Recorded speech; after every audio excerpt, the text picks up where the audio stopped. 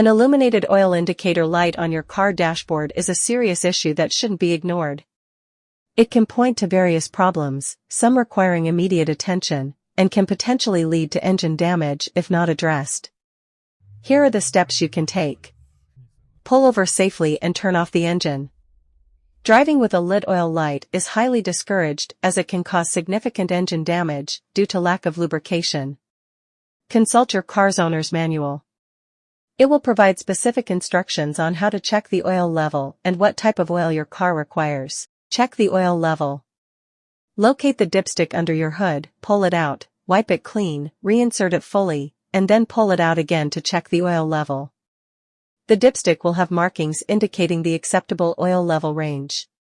If the oil level is low, adding the recommended oil might solve the issue. Do not overfill the oil.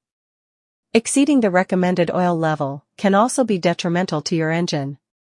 If the oil level is good, or adding oil doesn't turn off the light, seek professional help immediately. It's crucial to have a qualified mechanic diagnose the problem to avoid further damage. Here are some additional points to remember. Never ignore an illuminated oil light. It's a crucial warning sign of potential engine issues.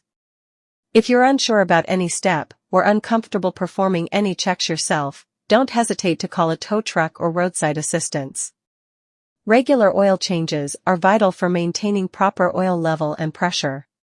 Refer to your owner's manual for the recommended oil change intervals for your specific vehicle.